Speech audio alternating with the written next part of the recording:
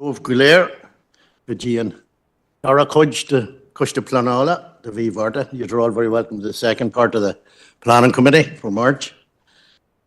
So, as usual, we start off with apologies.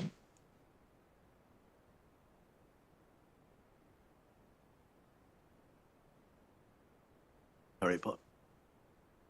Yes, Paul. Councillor Mahon. Thank you, Paul. Okay, and no further apologies. Let's move on to the. So into paper B. Okay, so we will resume the committee at paper B, and it's application number 3. Yourself, Darren, is it?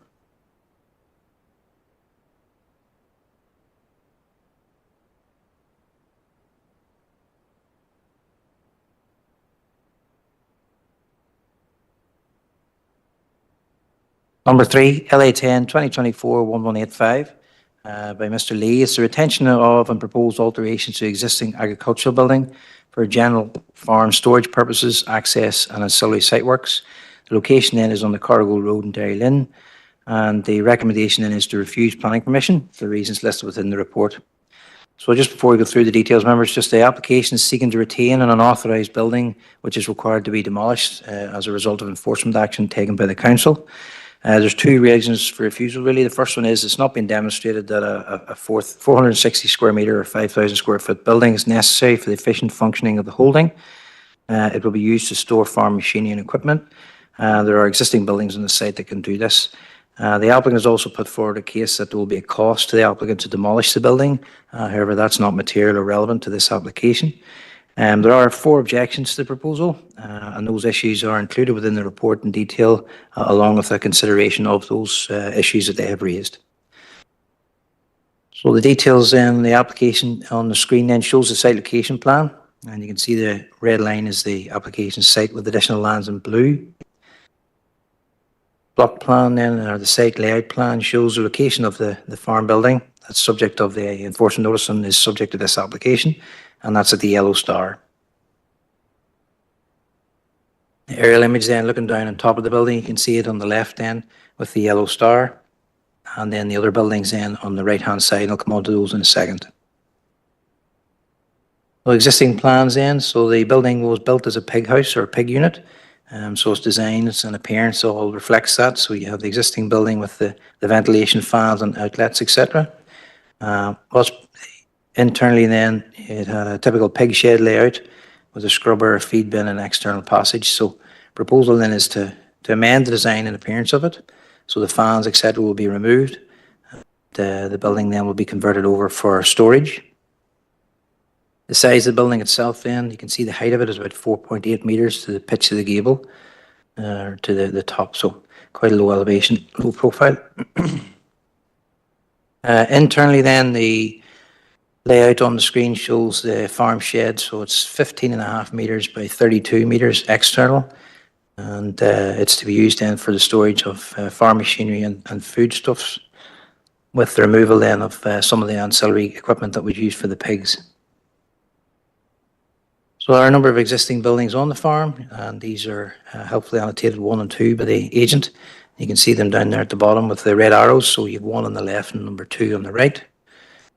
So that's existing farm building number 1. And these images are provided by the agent, so you can see the existing building.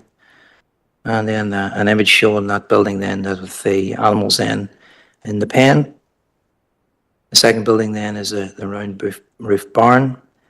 And again, these are pictures from the agent, so you can see the building is the round bales are stored inside it, and with some stored outside in plastic, etc. So, reasons listed within the report and in line with the arrangements within the regulations, the application is not considered to comply with the plan strategy for 2 reasons. So, it's not demonstrated the building is necessary for the efficient use of the holding, and there are other suitable existing buildings on the holding that can be used.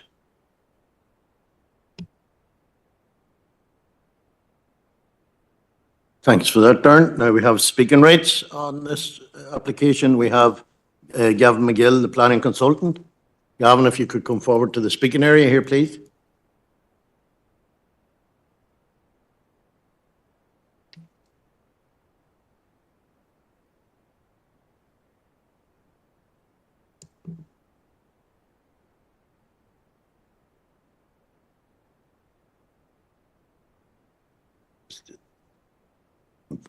No, no.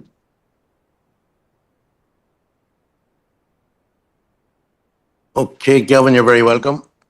You have 10 minutes to make a presentation to the committee, and that'll be followed by members' questions. So whenever you're ready, Gavin. Good afternoon, members. Thank you for the opportunity to address the committee today. The proposal before you seeks to retain a former pig shed for general farm storage purposes. The applicant proposes to store animal feed and hay and farm machinery that is currently stored outside. Storing equipment which is costly to replace within the farm building will greatly prolong its operational lifespan, which is essential for the farm business. The proposals include methods to convert the extant livestock shed to make it fit for storage purposes to prevent it from storing livestock going forward. As the case officer's report confirms, and as Darren has alluded to, the proposal as the case officer's report confirms, the proposal will not result in detrimental impact on the amenity of nearby residential dwellings. It clusters with the existing farm group. It is not a prominent or obtrusive feature in the landscape. It does not adversely impact upon rural character, and it complies with sustainable drainage system policies. In essence, councillors, it results in no harm whatsoever, as reinforced by the no objection responses received from all consultees.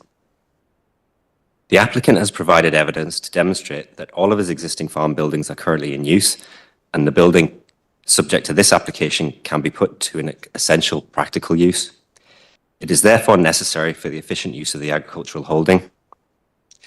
We are aware of other cases where the council have approved buildings for farm storage purposes in similar circumstances. The site is subject to an enforcement notice that compels Mr. Lee to return it to a green field. Mr. Lee has already been through a lengthy and costly appeal process, which was ultimately unsuccessful on grounds related to the impacts on designated habitats, issues that are not in play with the application now before you. Whilst the officer's report claims that financial costs to the applicant are not a material consideration, they are a human consideration. The applicant has been left in a position whereby they are required to repay significant investment for the construction of the building without the income that the livestock would have brought in. That difficult financial position will only be exacerbated should they now be required to demolish the building at significant expense when it can be put to good use. The Council's local development plan promotes sustainable development.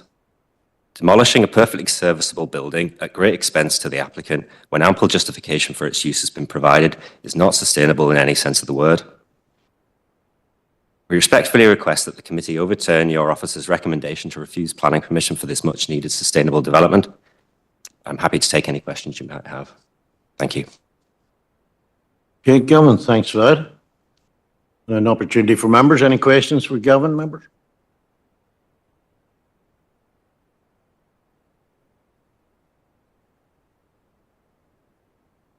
Councillor O'Reilly, Thomas, go ahead. Chair, thank you.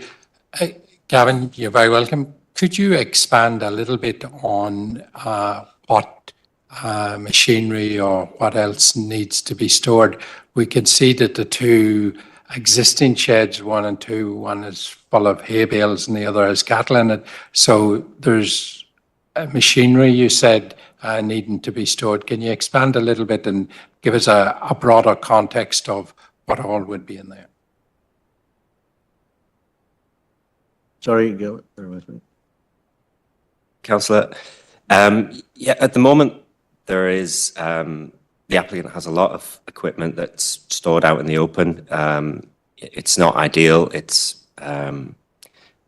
basically being weathered by the elements. In terms of what equipment that is, there are mowers and equipment for cutting silage. Apologies, but I'm sure Mr. Lee could give you the exact names of the equipment, but it's basically essential equipment to operate the farm business, and storing it inside will expand the lifespan of that equipment.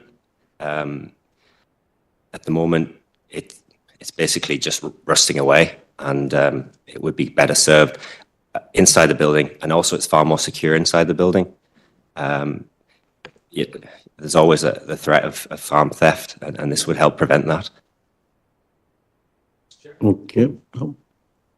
Commissioner McCann, Stephen, go ahead. Yeah, thank you, Chair. Thanks, Gavin, and you're welcome into the committee. You'll see there from the presentation, there's two reasons this here has been recommended for refusal, and they're both primarily in relation to the necessity for this shade for this purpose. So I suppose you've touched on finance, etc., which we understand the cost and all that there, but unfortunately when it comes to planning, we can't take them into account. So what we have to hear, and I think Thomas is trying to pull this information from you, is a shed of this size, foodstuffs to be stored. So if you can give us an idea, really, will the shed be full to capacity with this equipment and foodstuffs in it? Will it be half full? And we kind of have to understand to make an informed decision. I suppose if we were to overturn this recommendation, we would need to have it basically in clear facts, Gavin. So we need to hear more to help us understand the shed and its use, So a couple of bits of machinery outside, sizes in terms of, do you know what I mean? Just give us something to work with, Go ahead, Gavin. So thanks again for the question. Yes, the building, there's sufficient feedstuffs, hay, silage, basically farming equipment as well. And the building will be used to capacity. You may have seen on the plans there that the architect has shown farm equipment such as tractors, trailers, silage tankers. All of that can be stored inside this building. There's sufficient space. I appreciate it's originally designed to be a pig house. It doesn't have the largest ridge height, but there is sufficient space to get the equipment in and out. This is an outlier farm of Mr. Lee. He has another farm complex just up the road, and there's equipment there that could be stored in this building as well, because you saw the lands outlined in blue on the plan. There is machinery needed at both farms in order to run the farm efficiently. So that's the purpose of the shed. Sufficient space within the shed, and there's sufficient plant equipment and farm feed in order to fill this shed, in order to run the farm efficiently. Just a quick follow-up, Chair. Thank you. And thanks, Gavin. No, that's helpful for sure. And in terms of the other sheds that's on this particular part of the farm, they can't be utilised. Is that right? I see on slide 11, there's a large sort of open-ended building. That's a cattle house. I'm guessing, I see cattle stall. So obviously that wouldn't be used for holding farm foodstuffs, for example. And slide 12 shows that. And then that other barn type, it wouldn't be suitable for holding machinery, you're saying, or what's currently being used in that shed. I suppose our planning team have identified these other sheds as potential sheds for this, so we want to hear why they're being discounted, why they can't be used,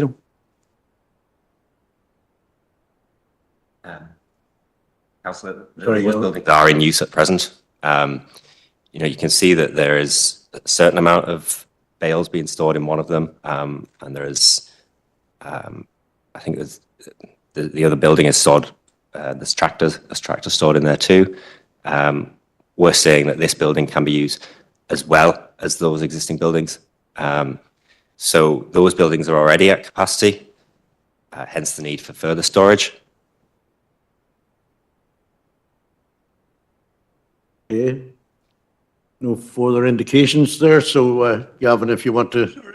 Oh, sorry, Alan, didn't spot you there. Councillor Rainey, go ahead. Thank you. Thank you for your presentation. Is the base of the original pig house is it being kept and utilised, and perhaps the floor of it and all? Are you just utilising what's left over? Question. Yeah, so it's proposed to cover the slatted floor. So at the moment, the slatted floor that would have let the slurry from the pigs through, obviously this isn't going to be used as a livestock storage building. So the idea is to cover this floor to prevent any silage or any use of the shed by livestock. And it's not for me to be putting, Sorry, Alan, wait, go ahead, Alan.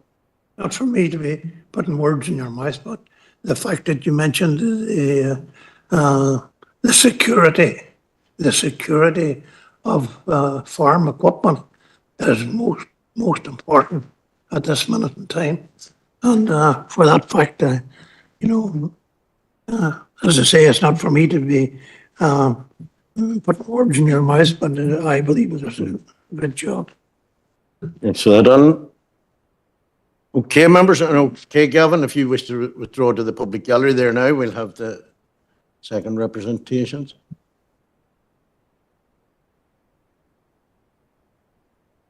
Now, Councillor McArdle has come forward to the speaking area now, Declan. Good morning.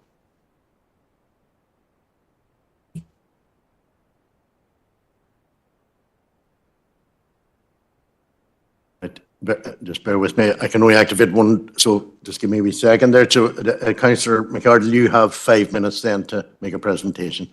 So whenever you're ready, Declan, go ahead. Thank you, Chair, for allowing me to talk and raise today in this planning recall. I'm here today to speak against the recommendation. I have known the Lee family for over 40 years. They're a very hard-working, industrious family who have employed numerous people on their family farm and also in the work in the industrial area. To refuse Mr. Lee permission to use his shed for machinery storage would have a detrimental effect on his everyday farming life. Mr. Lee has provided clear evidence that his other farms sheds on the farms in Derrylin are primarily in use for his 400 head of cattle. And plus the other sheds you've seen in the slides here have actually probably seen the best years of their lives.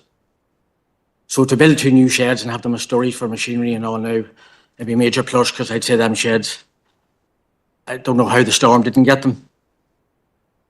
Mr. Lee is fully committed to carry out the proposed alterations for the existing building to make it suitable to storage purposes and to ensure it cannot be used for storage of livestock. 1, ventilation fans inlets are to be removed. Roller shutter door to be added to front elevation to permit farm vehicles easy exit and entry. Slatted floor to be replaced with a solid concrete floor. Slurry mixing vents, extract points to be removed, meaning it to be physically impossible to add or remove animal waste. And finally, feed bins to be removed.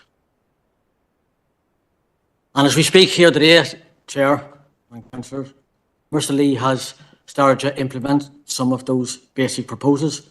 Now, in no way is Mr. Lee being arrogant or being cheeky by starting this. He's just firmly committed to improving the proposals that are set aside. In the world we live in today at the minute, farmers are under severe pressure, not only from eagle-eyed thieves, and with insurance policies growing every year, it's impossible to meet insurance targets. So machinery that's stored inside is a major plus for everybody. And as Councillor Green said last week in Oma, every farmer needs a shed. So to have a machinery shed on this farm and to have the numerous bits of farm machinery under lock and key would be of some relief for Mr. Lee. Refusing Mr. Lee permission for this shed would have a severe financial impact on his farm, potentially threaten the sustainability of his enterprise and his future viability of his family farm. So given the significance of this matter, I urge councillors in the chamber today to look favourably on Mr. Lee's application. From my Chair. Declan, that's sound. Now, if you wish to return to the public gallery, we'll go on with comments from yourself, Darren. Just a few members. I think there's an important comment there that it's an informed decision is what we're all here today to make, and that has to be based upon the evidence that's put before you. When you look at the application, it's a new shed. It's not a replacement shed, so they'll still have the original buildings. This is a new shed. so it's not a replacement one. In terms of the case being presented, members, the report does go through it all, and you'll note the objections as well in relation to this application, but the report does go through and it does comment on how, this business operated for a number of years from both sites, and during this time there was never any application for a new storage shed. There was no real requests with us, could he build it or anything like that there. So the business was operating here without any need for storage.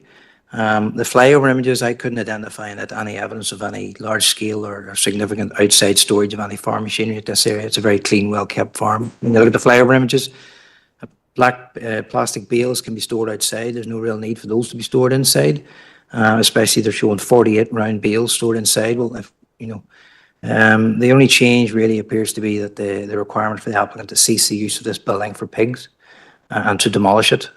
There's no other evidence then that is showing a change in the farm business that would trigger additional needs for storage or anything like that. And that's where the informed decision comes into play, members. There is nothing there for me as a planning officer to say there's a change to the business which requires more storage.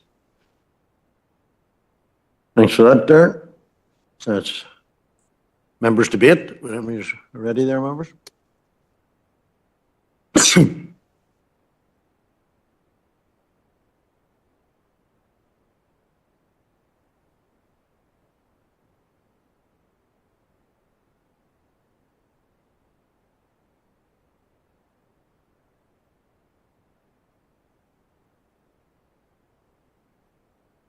We need to have discussion, members. Go ahead, Tom.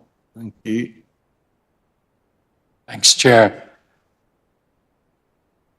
And as Darren says, it's all about having the evidence there and to be able to then make an informed decision. While Darren says that the farm has been operating and didn't have a requirement, at least from putting in an application standpoint for more storage, the fact that those two existing sheds are, as Declan said, towards the end of their lives, there is clearly a need for storage. We can see that from the fact that the hay bales were being stored in one of the sheds. And I think from what we've heard from the agent there, that there is evidence that there is machinery that isn't stored in anywhere, and we all know how expensive machinery is, and the necessity for security as well. And I think there is, for me, enough evidence there to go for the overturning of this decision, Chair, and I propose that we do grant permission to retain the shed as a storage shed. Thanks for that, Tom. Councillor McCann, Stephen, go ahead. Yeah, thank you. I'd be happy to second that proposal. I think the current status of the shed that's currently on site, it's clear that they've been up for a long period of time, and how long they will remain is to be guessed, So I'm happy. I agree completely with what Thomas has said. There's nothing further to add. We need to second the recommendation. Thanks for that, Stephen. And just to add that Councillor McGrath is online from the start of this discussion, so sorry, Bernard, for not mentioning earlier. Okay, members, so we have a proposal. Sorry, members, go ahead. I'm very conscious there are objectors to this. There's 4 objection members, so we want to make sure when the council does make a decision, it's a sound, defensible decision. So if the case being presented here is that those other buildings are no longer suitable for storage, and this is a new building, and those other buildings aren't really, suitable for storing anymore, which is why we need a new building. Unfortunately, that doesn't stack up. Those buildings are currently being used for storage. If the case is that they're no longer going to be used or they're going to be replaced, and this is a replacement, that's a different proposal before you. But what you have before you is you have 2 buildings there at the moment. This is a 3rd one, and all 3 are to be used. So just to be clear, members, maybe in your proposal that wishes to be teased out a bit more. Councillor Riley, go ahead, Tom. Yes, Chair, happy enough to further elaborate on that insofar as the first buildings clearly storing cattle and evident by the photographs supplied. Second is storing round bales of hay, and they are right up to the edge of the shed, looking at capacity in that shed. So there is, from the account of the agent here, for the machinery, both on this and on another farm that needs housed inside to prevent the deterioration of that. So on that basis, the sheds that are there are being utilised. There's a need for a further amount of storage to be provided on the farm, and it's on that basis that I'm making the proposal, Chair. Thanks, Tom. Okay, Darren, yeah. So we proceed then, members. We have it proposed by Councillor O'Reilly and second by Councillor McCann that we go against the officer's recommendation and that planning permission be granted. Are we all agreed, members?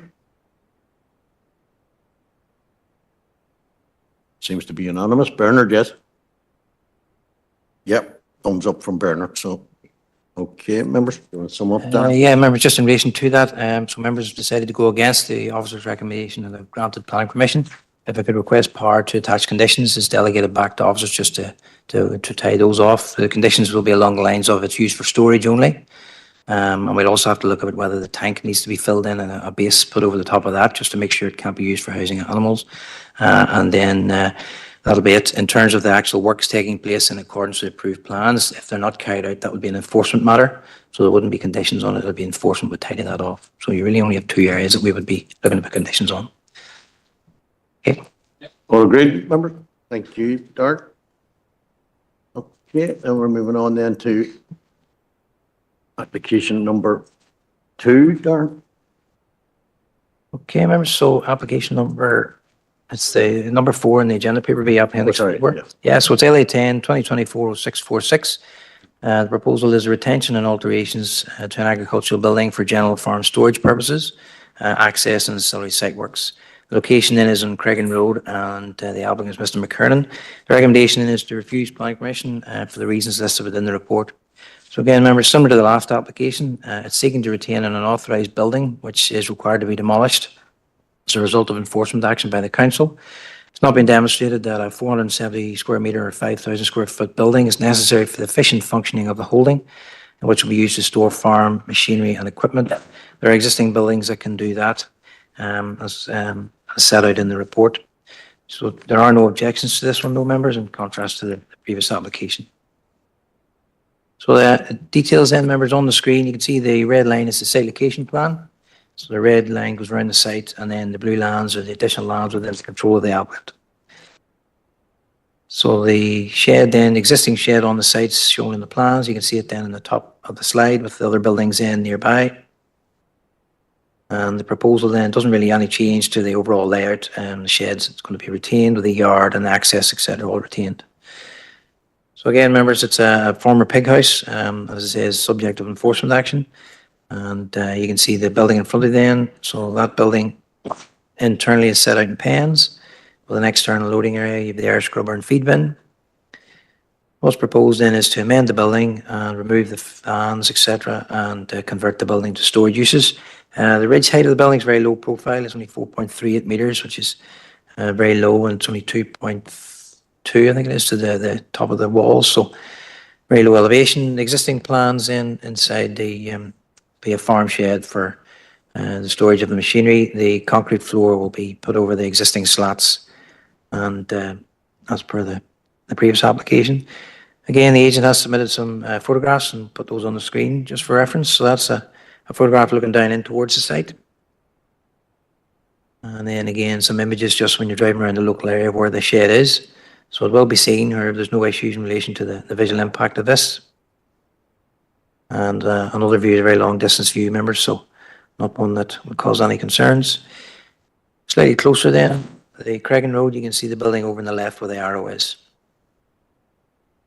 So on the farm holding here, there are the existing buildings at the top of the slide. You can see then the other buildings, farm buildings. So you have 1, 2, 3, 4, and 5. And again, the agent has helpfully included photographs of those buildings. So you can see building 1 on the left and building 2. Building 3 on the left, again with Building 4 on the right. And then Building 5, which is the storage of the silage. So for the reasons listed within the report, members, the application is recommended for refusal according to the policy. It's not demonstrated that the retention of the building for agricultural storage is necessary for the efficient use of the holding, and it's not been demonstrated there are no suitable existing buildings in the holding that can be used. Thank you, Darren. Thanks for that. And again, on this application, we have speaking rights, and it's Gavin again. So if you come up forward again, Gavin, please.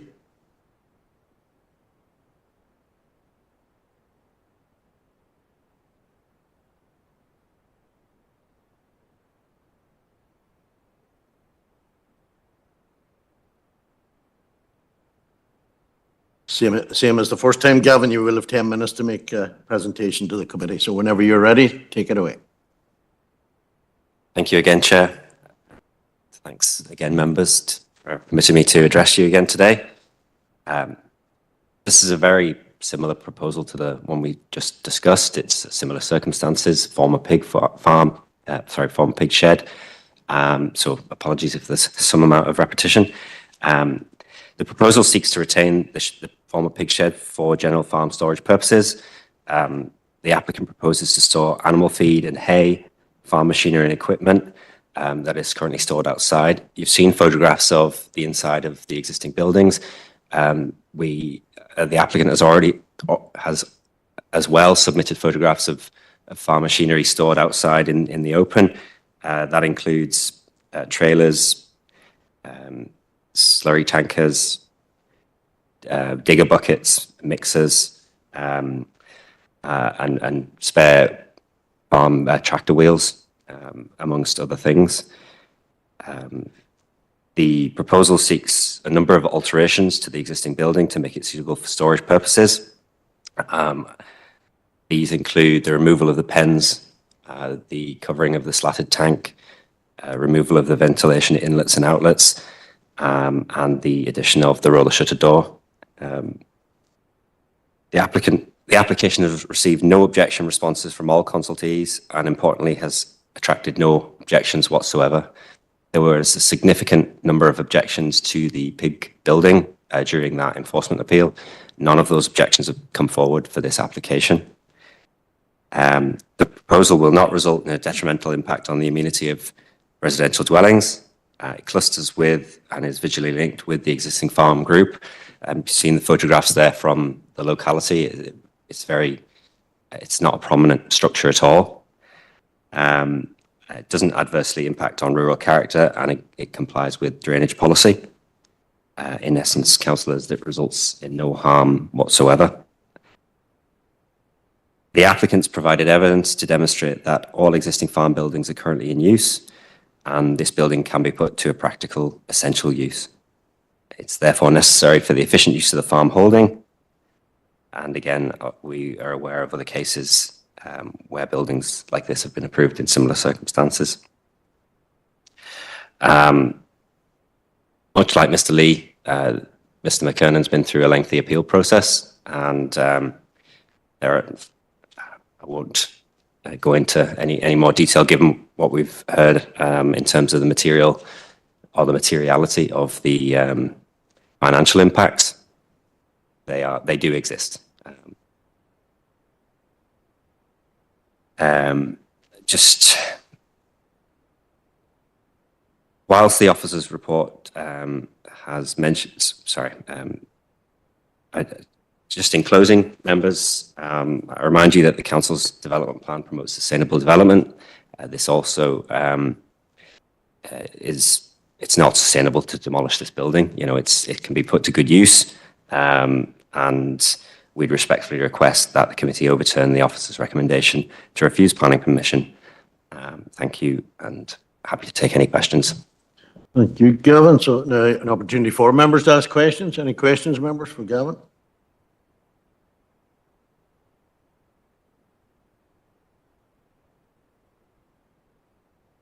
Nobody indicating? Okay, Gavin, so you can return to the public gallery there, Thank you. please.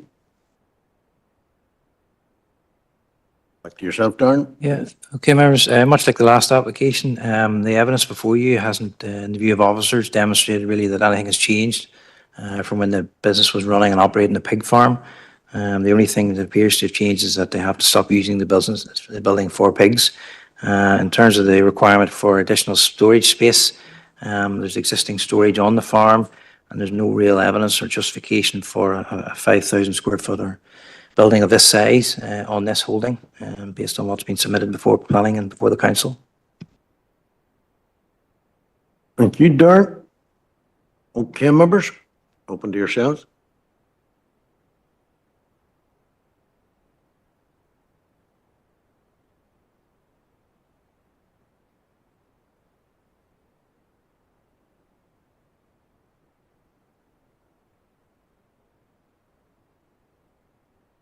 Councillor McCann, go ahead, Stephen.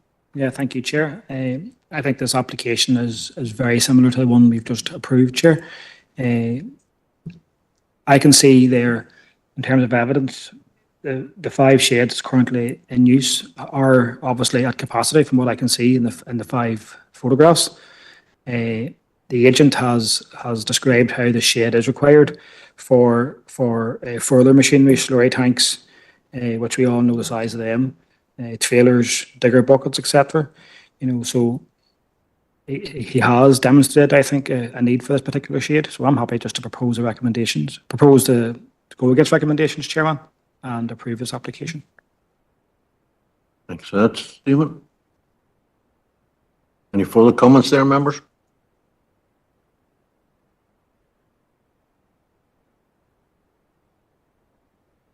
Councillor Feely, Anthony, go Yeah, ahead. thanks, Chair. Yeah, I'll second that.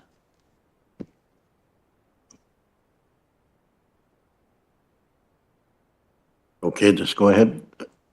Okay, so it has been proposed by Councillor McCann, seconded by Councillor Feely to go against the officer's recommendation. Are we all agreed, members? Agreed. Thank you, Bernard. That's a unanimous decision. Thank you, members. So moving on then to application number 5. Oh, sorry to sum up, Darren. He's keen to get ahead. So, members, the recommendation was to refuse permission. The committee has gone contrary to the recommendation and has granted planning approval for the application. If I could just say, similar to the last application, requested the power to attach conditions is delegated back to officers. We would have the conditions really again that the use is for storage only, and that the internal use really, we have to look at the concrete being put over the slats, etc., to stop it being used for animals and things like that there. So 2 likely conditions, and we'll just tighten the wording up those when we're issuing the approval. Okay, Stephen, aren't they happy enough with that? You all agreed again, members? Okay, moving on then to application number 5. Darren, please. So number 5 then, LA 10 2023-2061, an outline application for a dwelling and garage between 116 and 120 Kerr Road in Barra, and the applicant then is M. McNellis. The recommendation then is to refuse planning permission for the reasons listed within the report. All members, just take you through the details of the application. So we have the site location plan is on the screen, and you can see the site outlined in red. There's an annotation and a rectangle annotation of the location of the proposed house, and then what appears to be a garage to the side of it. You can see then additional lands within blue, within the applicant's control.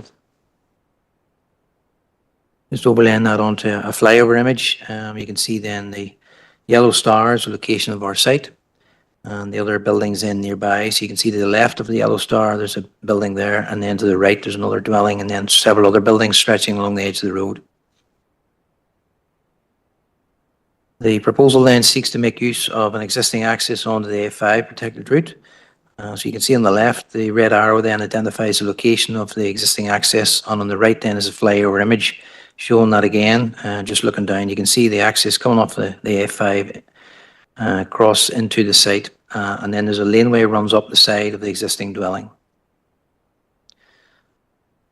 So in terms then of what's before you today, members, you can see the proposal is for a new dwelling that will come out onto the A5 protected route policy, and you can see the issues within the report that are generated there. So the site itself is on the left with the yellow star.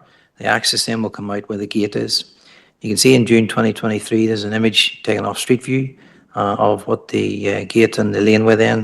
You can see then at the top of that laneway there's another gate, and the house then on the right-hand side. So just a series of Google Street View images, members, and I'll go through those in a second. So this is the adjacent house, and you can see the entrance then at the far end of the hedge, and the entrance to the house then is on the right-hand side of the gates. Proposal will come out through that gate and will meet the necessary standards for a new access. So there's no issues in relation to the access being up to the required standard. You'll have visibility left and right to the standard that is required, but that is not the policy test. The policy test here relates to the impact upon the free flow of traffic along the A5 and the protected route. So in terms of the policy, remember I've had a couple of these before you, but just to go through these in detail so we're all fully informed. So TR04 protected routes, development proposal involving direct access or the intensification of the use of an existing access will only be permitted where, and it lists a number of circumstances. And if you go down to D2 there, the yellow star, or is for other development that would meet the criteria for development in the countryside. So the applicant meets that criteria. They are a suitable infill opportunity, so that would be other development in the countryside. So they meet that initial test. The next test is, and where access cannot reasonably be obtained, be reasonably obtained from an adjacent minor road. Again, this application meets that in that it cannot be reasonably obtained from an adjacent minor road.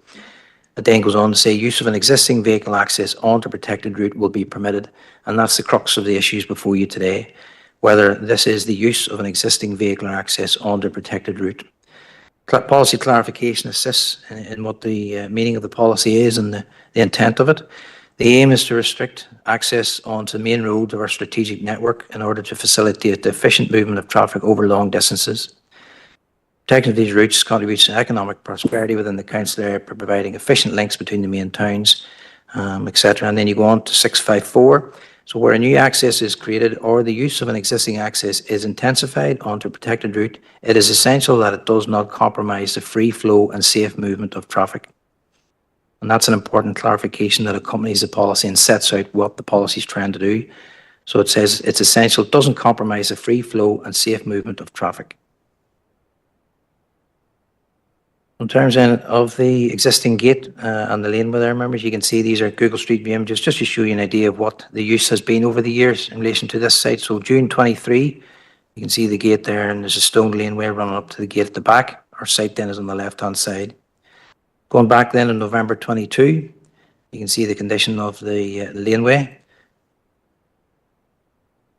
July 21, again, shows the condition of that laneway. November 22, members, you can see again the gate and then the laneway. May 19, again showing the laneway and the gate. Back to June 18, again, the laneway is shown on the screen on the slide. June 16, again shows the condition of the lane. And as far back then as May 09, members, you can see the condition of the laneway and the gate to the site. So, members, the key thing here is really this last point: the use of an existing vehicle access onto a protected route will be permitted. So you're not allowed to come on to the protected route through a new access. You have to use an existing vehicular access, but that must be where it does not compromise the free flow and safe movement of traffic. And that's what the issues are here before you today. There may be a field gate there or an access there, but the question is, does the use of that access compromise the free flow and safe movement of traffic?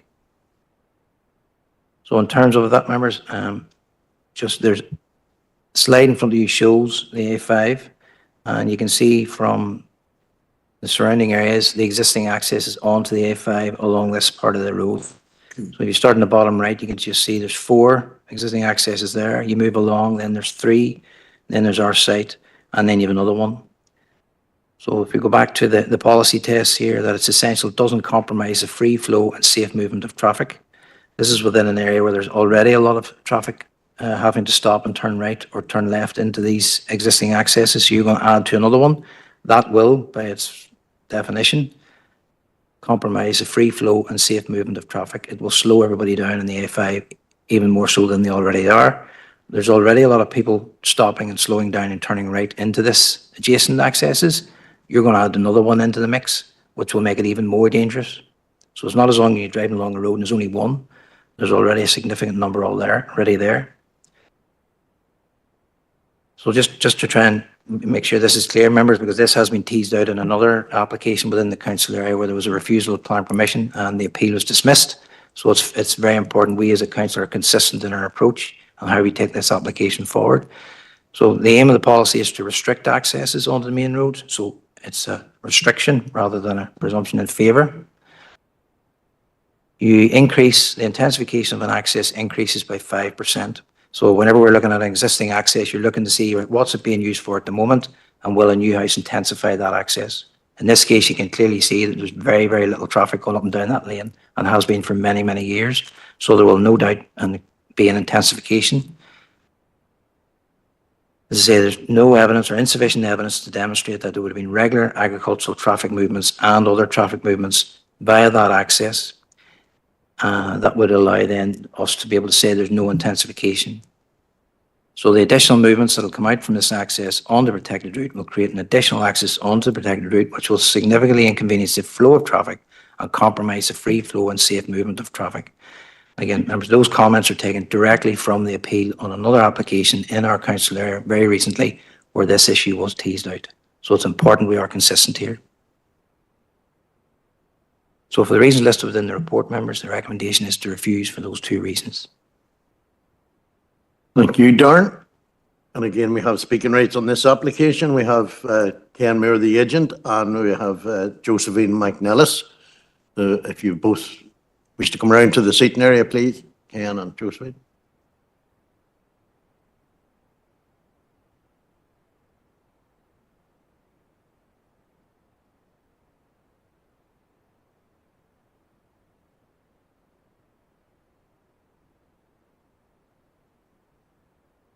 Okay, Ken and Josephine, you're both very welcome to the committee. As you well know, Ken, but for yourself, Josephine, there is 10 minutes to make representation. You can share it up among yourselves, but it's limited to 10 minutes, whichever takes priority. So yourself first, Ken, is it? And bear with me, I can only activate one microphone at a time, so just give me a wee second between changeovers. Go ahead, Ken. Thank you. Good afternoon, and thank you, Chair, and good afternoon, members. And thank you to Darren for presenting the application. As you've already heard, members, this proposal is consistent with policy in terms of infilling a small gap site between buildings where there is a substantial and continuously built up frontage and where such infilling does not detract from the rural character of the countryside. Excuse me. The only remaining policy issue relates to access onto the A5 protected route. And the purpose of this policy is to ensure this happens at existing accesses rather than creating new ones. In this case, there is an existing vehicular access which the proposal makes use of. Long established for over 40 years, this stoned-up laneway fenced off from the adjacent field provides vehicular access to the applicant's double-door domestic garage and to the rear of their dwelling at 120 Kerr Road when needed. It is even indicated on Ordnance Survey mapping. It is a properly constructed vehicular access, which happens to have a field gate hung at the road entrance, but it is not a field entrance. As an existing vehicular access, it accords with the protected routes policy. In making use of this existing vehicular access, it must of course be safe, both for those who will use it, serving the proposed dwelling, and for those motorists using the public road. Use of this existing vehicular access is safe and satisfies DFI DCAN 15 technical requirements in terms of provision of the requisite visibility displays for the safety of all road users. All visibility displays are available and in accordance with published guidance, which sets out the standards for sightlines, forward sightlines, and gradients, etc. This is accepted both by DFI roads and by officers, with DFI roads satisfied that the proposal does not compromise the free flow and safe movement of traffic. This confirms that use of this existing vehicular access is safe and in accordance with the protected routes policy. It is interesting to note that within the DFI published Design Manual for Roads and Bridges, direct access to an all-purpose trunk road includes a single dwelling and a single field, both of which are within the same category definition, and both of which can serve up to 50 vehicles per week. That brings me to the matter of intensification. As just outlined, the existing access arrangements meets the required standards, is safe, and will not unduly interfere with the movement of traffic. If the access was unsafe, which it is not, then it would not be appropriate for intensification. The policy does not state that intensification alone is unacceptable.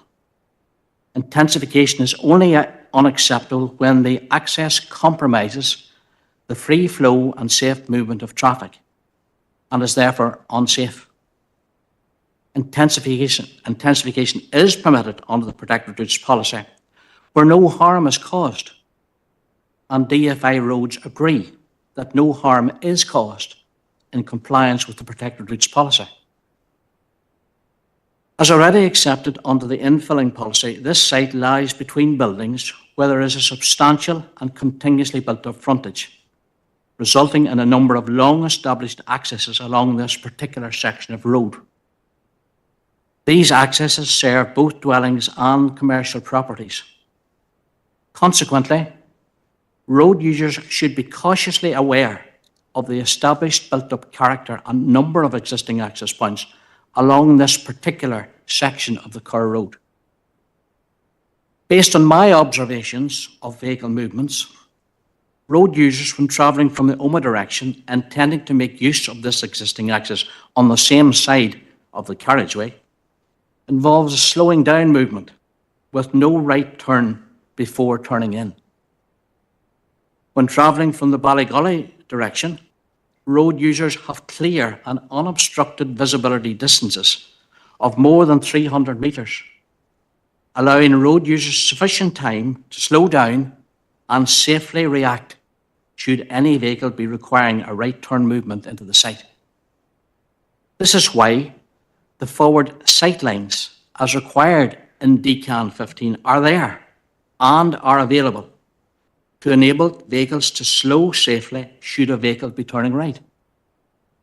The notion that slowing down and stopping is not permissible on a protected route is not supported by policy.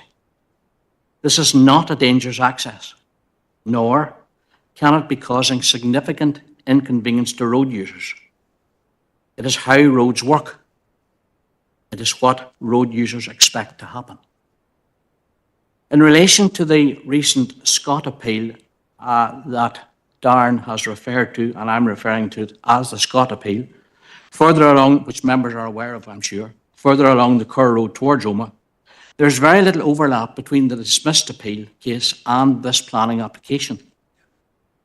The appeal case under a previous planning application had consent to use an existing lane as an alternative access, and the PAC decision endorsed this.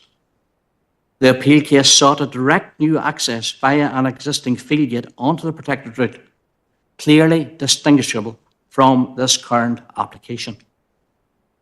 This proposal seeks to use an existing vehicular access, not creating a new access, nor using an existing gate into a field. This is in line with policy and indeed consistent with the Scott Planning Appeals decision.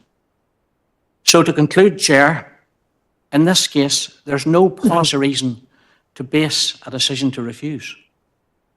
The proposed site meets the relevant policy tests as an infill site in the countryside, uses an existing vehicular access which is safe and satisfies all technical requirements, and DFI roads, who are the experts in general traffic safety, are content.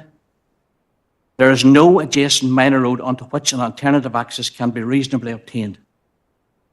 If this existing access was unsafe, i.e. lacking visibility, then it would not be appropriate for intensification. However, all visibility displays, including the forward visibility requirements, are achievable and are there to enable vehicles to slow safely when using the public road, should a vehicle be turning right or egressing from the site. If the intention was to not increase the amount of stopping and slowing, the protected routes policy would not even allow intensification of the current access. This access is not dangerous, nor does its use on the grounds of intensification cause significant inconvenience to the free flow of traffic, which primarily relates to impacts beyond the site. And again, DFI roads offer no objection on the proposal and are content. So for the reasons stated, Chair, and in balancing the factors, the proposal, in my opinion, complies with the protected routes policy. It's not a precedent to approve schemes that comply with policy. That is simply good governance. So I would request members to support and approve the proposal today. Thank you. I think Joe would like just to... There is close about off a minute with and a half left. with a few Josephine, words. if you wish to Thank you. make a comment. Members, thank you for hearing me, and thank you, Ken, for that representation on our behalf. I just wanted to add to that and say that this is our home property, and the reason for the application is that we have a daughter living in Australia this 6 years, expecting a baby, and we would like, if possible, in her later years, to have her live beside us. The entrance there that you showed on the map does take up the side of our lane, but it also goes round the back of our house and allows entrance to our double garage and to the back of our house there as well. So where you may not have seen that, it goes around behind the house as well and is used on a regular basis. Thank you. Okay, thanks for that, Josephine. And Ken, an opportunity for members to ask questions. Any questions? Mr. Campbell, go ahead, Glenn. Very good, Caherly, and thanks to Ken and Joe for their representation at the committee. And Ken, you've said, indeed, the officers in the report acknowledge that in terms of policy DE 05, rural character criteria A to C have been met. The officers have felt that criterion D has not been met. That is in relation to it does not create or add to a ribbon of development. Now, I think we can say that it doesn't create the ribbon of development. It's been acknowledged that the ribbon is there effectively. But how do you feel it in terms of adding to ribbon development? What's your thoughts on that? Thank you, Councillor, for your question. This has already been considered, under the infill policy, which allows for the infilling of gaps between existing dwellings or buildings. Therefore, there is no ribbon that is created in this particular case when considered under the context of that particular relevant policy. Sorry, Glenn, bear with me. Yeah, doesn't create opportunities to extend it. Yeah. Thank you, Chair. Yeah, Glenn. And Councillor McCann, Stephen, go ahead. Thank you, Chair. Thanks, Ken, and Josephine, you're very welcome. Just one question and one point, I suppose. And you kind of addressed my question just at the end of your remarks. So that laneway that has been, used for this development, it is an existing laneway that takes you up to the rear of your house, which you're using regularly. What's it made from? What's under your foot if you're walking up that particular? It's not a grass. Is it stoned? Is it concrete? It's? Yes. Yes, if I can. Sorry, I can only activate one microphone That's at a fine. time, so allow me a second or two. Just go ahead now, Ken. Yes, it's a stoned up, hard paved laneway, providing access to the rear of the dwelling, together with providing access to the domestic garage at the back of the house, and is used for that particular purpose, and has been there historically as a stoned up, hard paved access, vehicular access it is, and it is used for vehicular purposes. Yes, of course, to the back of the house and to the domestic garage. Thank you, Chair, and thanks. No, that's okay, just to get that clarified. And secondly, and maybe Darren can help with this one, you mentioned that the appeal referenced in this application is from the Scott appeal you referred to it as. Is that correct, Darren? Is that the application? So it's one I remember right well, and I got a good bit of debate here. So no, I just want that clarified. It was Scott. Okay. Okay. Councillor Rainey, go ahead, Alan. Well, thank you, Chair, and thank you for the presentation. I'm very familiar with the access on a daily basis, multiple times on a daily basis. And it has been there for a long number of years. How many years has it been in existence? And was it originally its purpose, an intention for a dwelling to be built there? The very reason that it was put there in the first place? Josephine or Ken? Mr. Dunser? You can answer, Ken, right? Bear with me. Yeah, it's been there for over 40 years. My understanding is that you built your dwelling 40 years ago, Yes, that's right. and the access was there. It was there prior to our dwelling being built. And then when they built their garage, the access which was there was used to access the garage, and you can also access the back and the rear of their house from the access. So it's used for domestic residential purposes. Gail, Okay. any other further questions? Nobody indicating. Okay, Ken and Joseph, if you wish to return to the public gallery again there, please. Over to yourself, Darren, then for comments, please. Yeah, just to be clear, members, in terms of the roads view, DFI roads view, they are obviously, we consult them and ask for their expert advice. They come back to us with comments on the relevant standards, et cetera, and technical details. And we have advised them of this previously, and they don't do it. They don't tell us whether the application should be approved or refused. They are not saying they're supportive of this application. In fact, when you speak to individual officers, it's the opposite.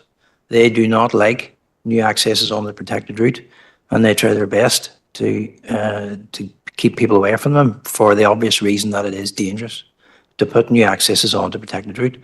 So they are not in support of this application, and they're not saying they have no objections. What they're saying is they will accept the council's decision, which is the way a consultee should be.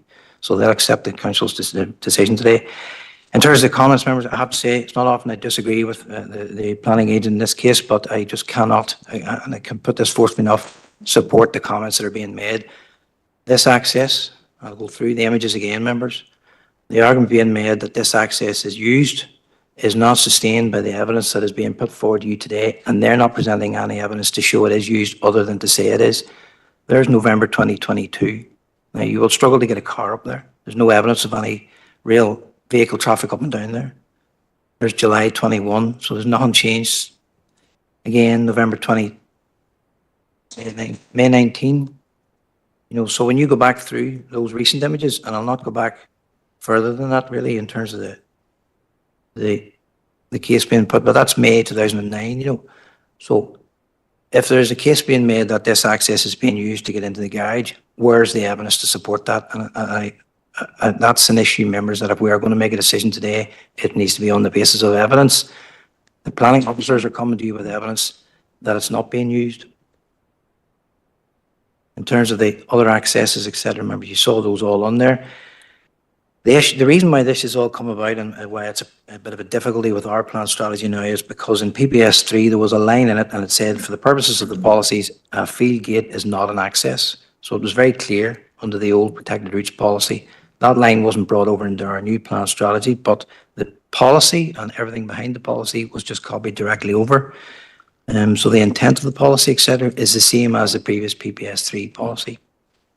In this case, members, as I say, you're allowed to intensify an existing access.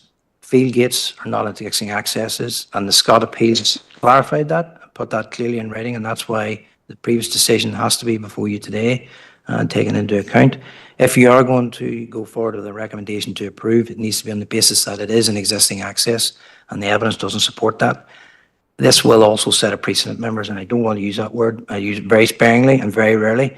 But if anybody else comes along the A5 now and they have an infill opportunity or a house on a farm or a replacement dwelling, etc., they will be able to use a field gate because this decision today will influence that.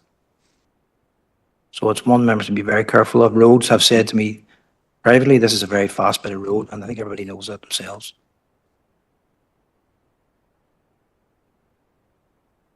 Go ahead, Paul. Thank you, Chair. Thank you, Chair. Oh, sorry, Alan, Paul wants to add something before we proceed. Go ahead, Paul.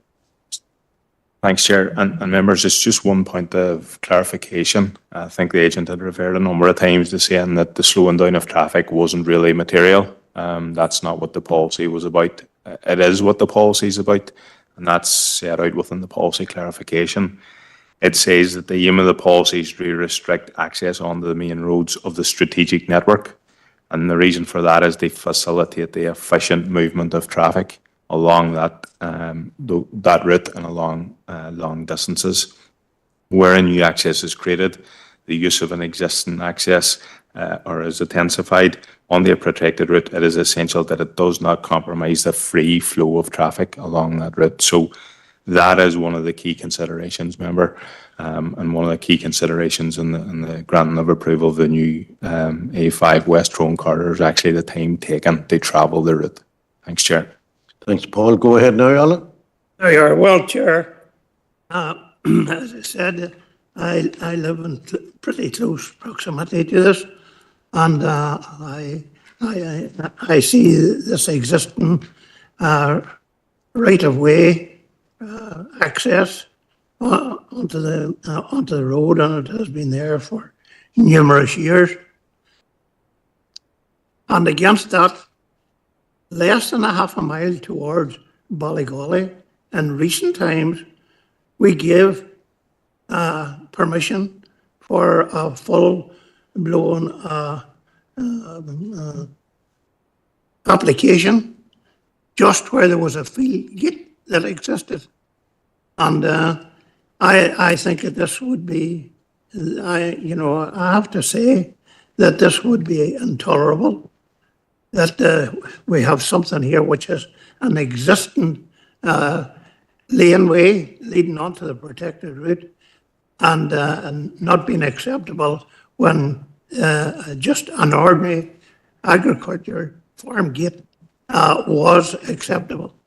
Now that's time goes past quickly, but it's not many years ago from that application was processed. And that was at Kerr Road, at the junction of the Rescavy Road or Clough-Erney Road.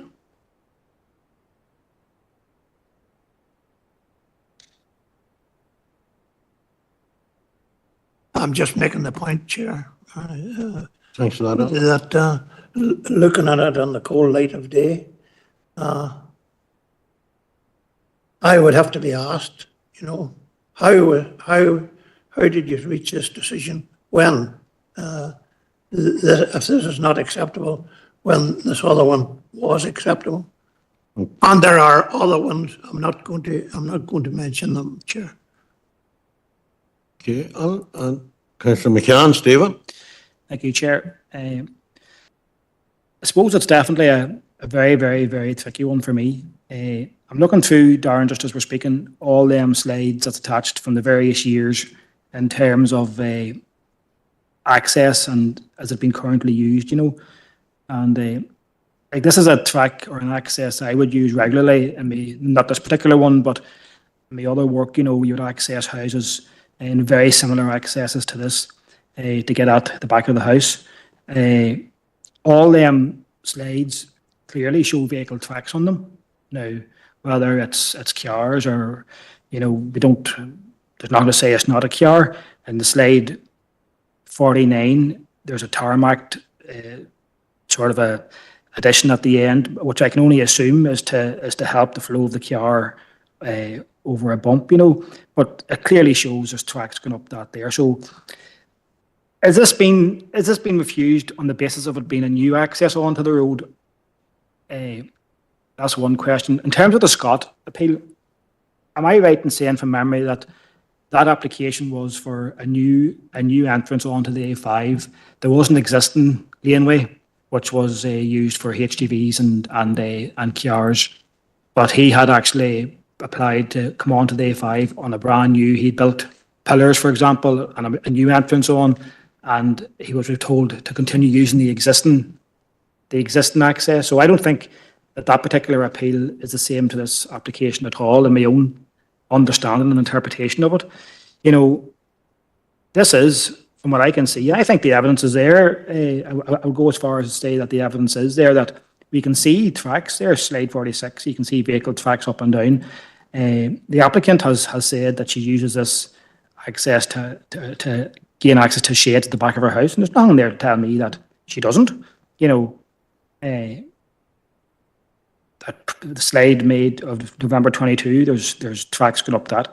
So maybe get clarity, maybe Darren, just if this is accepted, that this is a current access that's being used, is that satisfying the policy reasons for refusal? Am I getting the wrong end of the stick completely? Which wouldn't be the first time. Yeah, in terms of the reason for refusal, it is accepted there's an access there. You can't say there isn't. What is accepted by planning officers as well is that there's an access used by agricultural traffic that goes in and out to those fields. Again, that's accepted. Evidence though that there's anybody ever used this in recent years to access that garage at the back of the house, there's no evidence of that whatsoever. In fact, they go as far as saying, why would you bother when you can drive into the front of the house, drive up the nice tarmac driveway and drive into the back of the garage and access it there? You know, why would you need to come around the other way? What's the incentive at all? Given that the visibility from your house access is far, far better than the visibility from this access. Yeah. I suppose from your own personal experience of using these accesses, it's so you don't use the good driveway or the good tarmac. You know, if you're making a delivery, for example, they will keep you off that particular driveway and use the alternative access, you know. So now whether the applicant who uses it, maybe it could be accessing shades with a van, maybe there's access issues in terms of the other side of that. Maybe it's easier to get to the shades, but it's clear, Darren, you know, I've no doubt that I can see in most of them tracks or slides that there's vehicle tracks on them across them all, you know. It can be seen. Now, I hear what you're saying, of course, but I'm just trying to tease out if it's accepted that it's been used to service the house, does that cure the problem? If we accept that's been used by the applicant, it's an existing access, is that the problem solved? So there's really two things, Councillors. The first thing is, how often would you use this access to get into your garage? You know, for somebody to go up around the back, how often would they do that? You know, once in a blue moon is what you're really thinking of. You know, you're not going to be up and down there every day regularly. It's an occasional, if once a year, twice a year type of thing. And the evidence doesn't show that there is regular traffic up that laneway and round to the back of the house. There's no evidence being submitted by the agent or applicant on that. They're saying it is, but that is not supported by evidence. And that is the key thing for us today, members, because don't forget, we have to sustain and defend this decision in the future based on the evidence before you. In terms then of the access, the key thing is, and I think this is why the policy is written why it is, and I'm sure it is that it's less about whether there's an access there, it's what is the access used for, how often is it used? You do get some farm gates and there's a lot of traffic up and down it. It goes in to serve a lot of land, you get a lot of vehicle movements in and out, and it's easily demonstrated there's a lot of traffic coming in and out to those fields for whatever reason. The question then is there intensification by putting another house on it? So would it make anything worse from what it already is, right? That's where we are with this application. You have an access there, you're going to intensify that with 10 vehicle movements a day minimum. If you think of people coming and going, the postman, the bin man, all of those things have to come and go up and down this new driveway into this house. How will that affect the A5? As I say, the policy is written, and it's an unusual one, and it's written to restrict accesses. Most other policies are presumption in favour of them, so you start off with on the front foot. This one you start off on the back foot. It's to restrict accesses, and the reason is you don't want to inconvenience the flow of traffic and compromise the free flow and safe movement of traffic. That is the key issue. I get it for sure, and I understand, and I would have always, you know, stayed away from this sort of application before because of the A5, and nobody here needs to be told about the A5 and the risks that's involved in it. But in this particular application, it's different in my opinion, Chair, in that there's clearly an access that's been used. Like June 16, and this is almost 10 years away in the past, you know, you can see that the lane's been stoned. And if you zoom in, a slide 49, if you zoom in to where the access disappears, you can see where it goes round You can see where it goes round to the corner, and the applicant has told us that she uses it, so I've got no reason to disbelieve her. Yep, members, this is your decision. All I can do is provide you with advice, but as I say, this decision will going forward will affect other applications. The Scott appeal is out there. They have appealed their enforcement notice, so they will have another go at it. This decision will affect them. It will set a precedent because it will. It's very easy to come here and say, I use it. It's very easy to do that. You and we as planning officers rely on evidence. Where is the evidence that this is used by traffic to that garage as opposed to agricultural traffic into those fields? There's nothing there. The laneway is stoned up to the corner.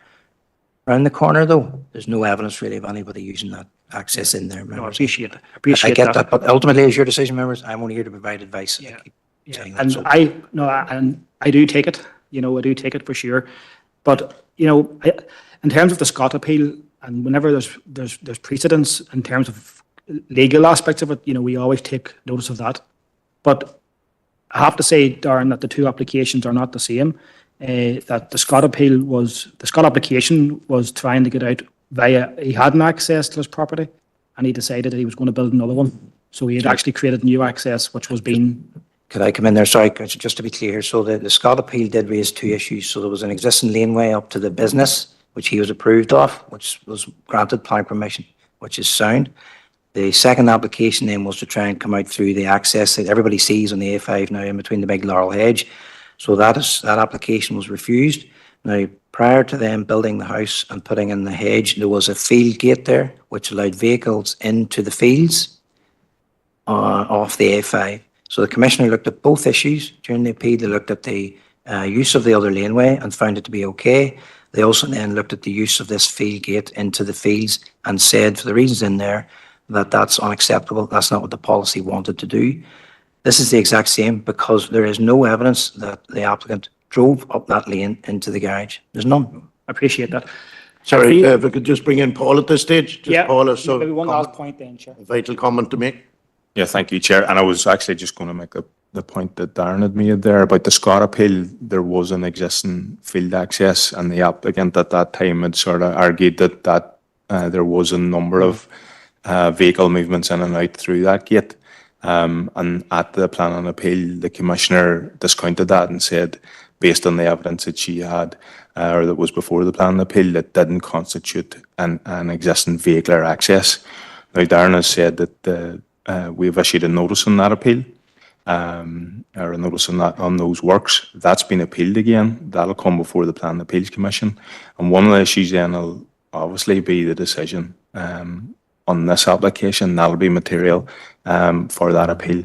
Now, what we don't want, members, is that we're then accused of not being consistent in our decision making.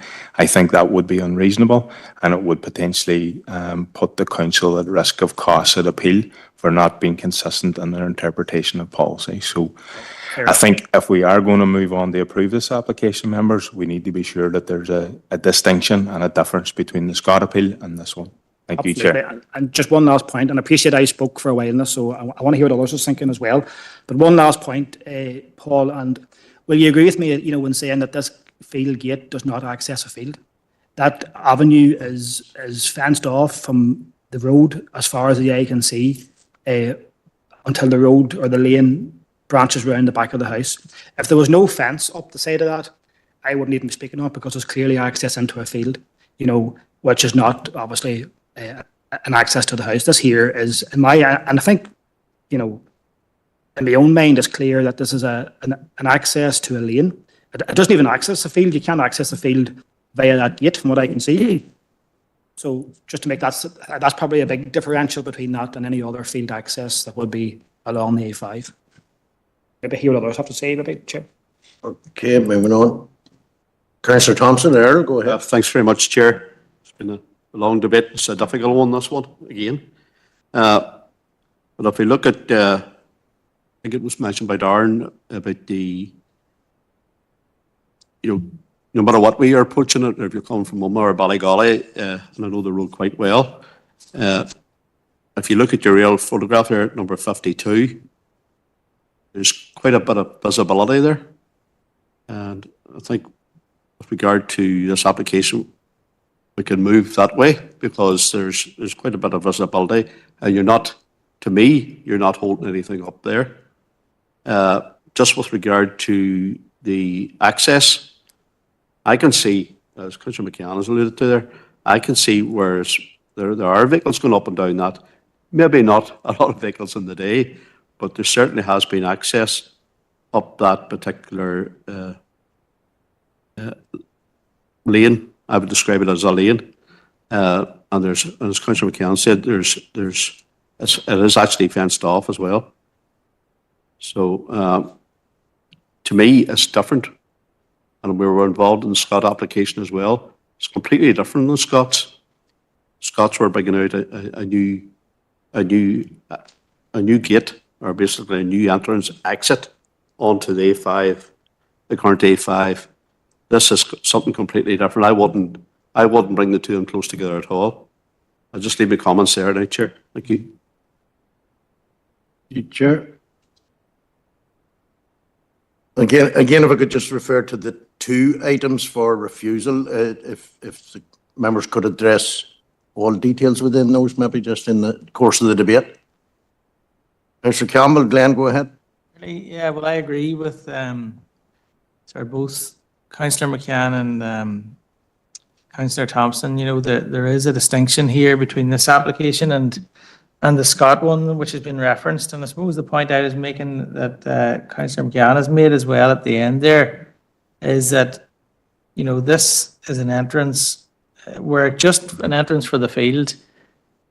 I think most agricultural people would be very reluctant to fence off a portion of a field. You know, they'd be doing the opposite. They'd be trying to bring the fence the other way into the neighbour's field or something, but they wouldn't be trying to fence it off in this way, you know, where at an entrance to that field, you know. So and also the fact that I think is positive from our point of view is that there's evidence there that it's from 2009, so it's not, if you like, something that's happened recently, that this fence has been put up recently to suit, you know, a particular narrative. Has been there for a long time, and it's well established. And I would agree with Councillor McCann that there is evidence, you know, it's visual evidence from our point of view that it's been used, the tracks along the lane, you know.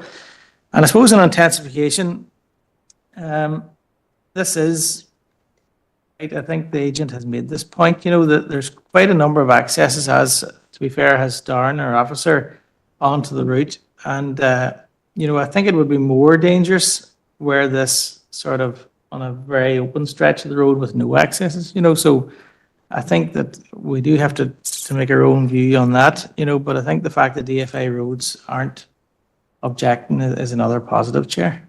Thank you. Sorry, members, can I be clear? Go ahead, Don. DFI roads are not objecting, but they're not in support of this application. So be very clear on that. They're not in support of it. They're also not objecting. So he can't attach any weight to those comments. This is a decision for us as council to make based on their advice. So.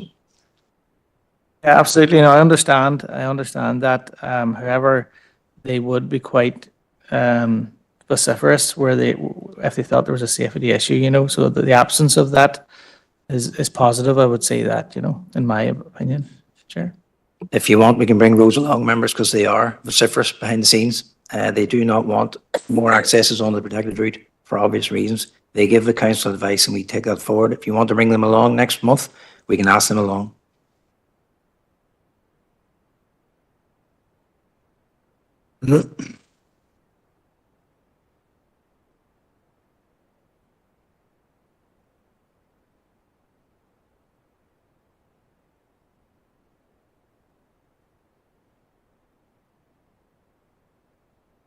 Any further comments from members then?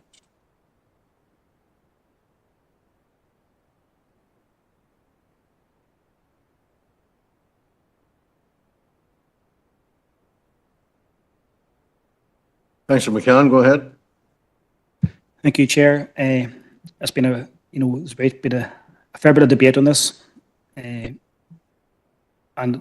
Darren, you can keep me right if I'm getting this right or wrong, but I think the crux of the debate is whether or not this is an existing access or whether it's a new access.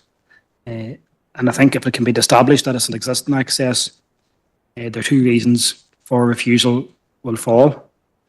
In terms of evidence, how is this an existing access?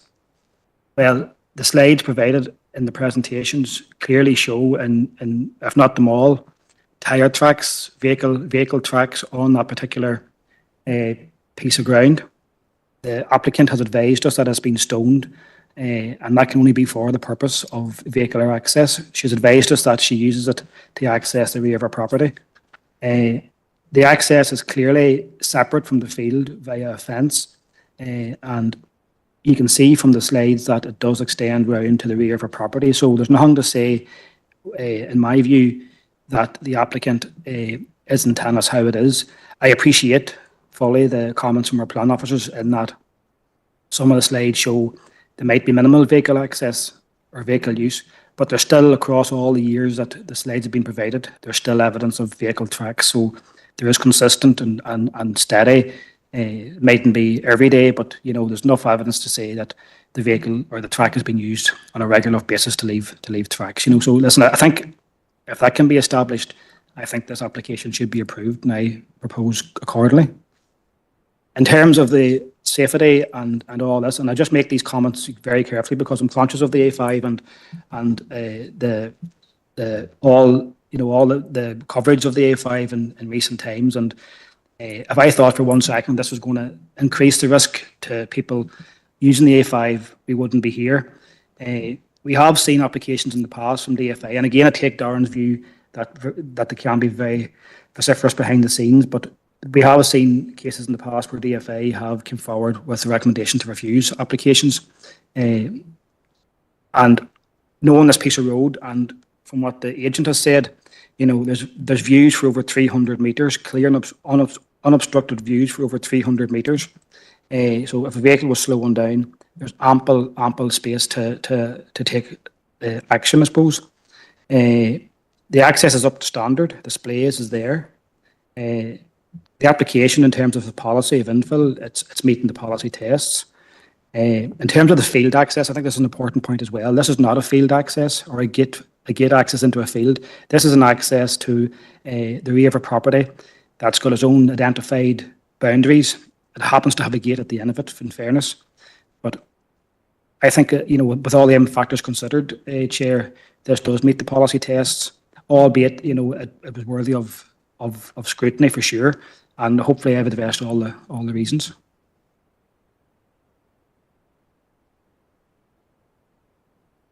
Mr. Campbell, go ahead. Chair, I would be happy to second Councillor McCann's proposal, and for the reasons that he has outlined. I do think we've given it due consideration, and I am content that the application should be approved, Chair. So that Glenn, Councillor Rainey. Okay, Chair, and not entering into this lightly or unadvisedly, I'm happy to support it. And I'm happy to support it on the grounds of being consistent with the proposal or with the application that has been approved. A very short distance. It's not even a half a mile. It might not even be a quarter of a mile towards the Ballygolly, where it was just a field gate, not an existing entrance onto the protected route. So I'm happy to support this, Chair. Okay, we have a proposer and seconder in front of it. Unless it's a counter proposal, the debate should be coming to a conclusion. I'll let you in quickly here. Let's come to conclusion, Chair, definitely. I'm happy with all the comments that have been made and everything else. I'm happy to support that on this occasion we'll get the officer's recommendation and go for an approval. Just with regard to the comments about DFA, I can remember an application coming through to do with Omagh Town Centre, and DFA were quite aggressive about it. It was their forerunner, DRD, and they came in person and really objected to what we were about. So it's not they have been in before and stated their case in a fairly aggressive manner. Thank you, Chair. So that Aaron? Members, Darren, I'd like please. to just provide some comments, and obviously it is ultimately the member's decision, and we as planning officer are here to advise you. But as has been mentioned before in this committee, you have to go on the key basis of observable facts. You can't live in the land of Humpty Dumpty. Planning officers put on record that we do not have any evidence that there's any vehicles going up this laneway to the back of that house. Members can make a decision based on whatever, the information before you, but there is no evidence to show that any vehicles used this entrance to the back of that house, other than the comment made in the speaking rights that they did it, and anybody can say things like that. There is no evidence, there's no observable facts, members, but it's ultimately your decision, and we'll support you on that. Thanks for that, Darren. So, well, the proposal has to be put to the chamber. We've already had the discussion, Stephen, but go ahead if you... No, it's just, well, I suppose as I'm making this proposal, I want to be absolutely clear in what I'm proposing, Chair. See on slide 52, the only place that access is going, and this is a fact, it's been presented to us, the only place that access is going is to the shed at the rear. You can see it's not going anywhere else. From the best I can interpret that, it's going into that double shed that's been referred to. I looked at that. It doesn't, I think we can make a decision based on what's presented to us within reason, Chair.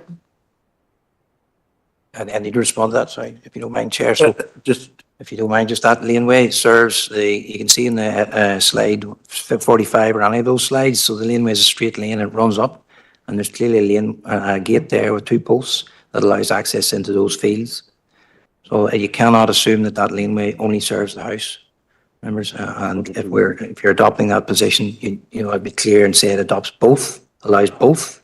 But to say that it only allows for one, and that's the point that I'm making, that the evidence before you doesn't show that anybody goes up that lane and turns right. okay, Darren. Okay, members. I have a proposer and seconder, but I think I'll read out the 2 reasons for refusal in full before I put it to a vote. Number 1, the proposal is contrary to Strategic Policy SP01, Furthering Sustainable Development, Policy DE01, General Amenity Requirements, Policy TR01, Land Use and Transport, and Policy TR04, Protected Routes, as the access to serve the proposed dwelling will prejudice road safety and significantly inconvenience the flow of traffic on the protected route.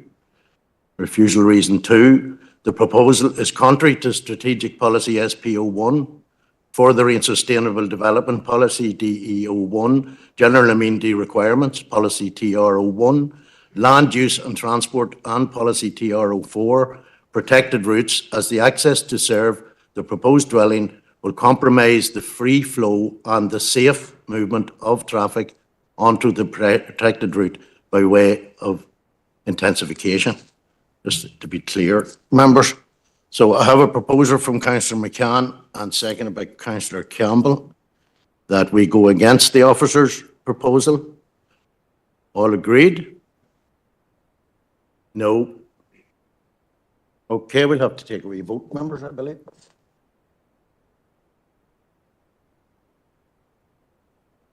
Date of the meeting, 26th March.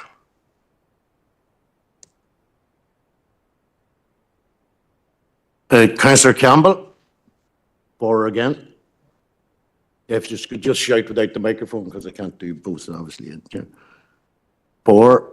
Councillor Feely? Councillor John Feely, absent. Robert Irving? Tommy Maguire, against. David Mahan, absent. Councillor McCann, the proposer, for. Councillor McCloughery?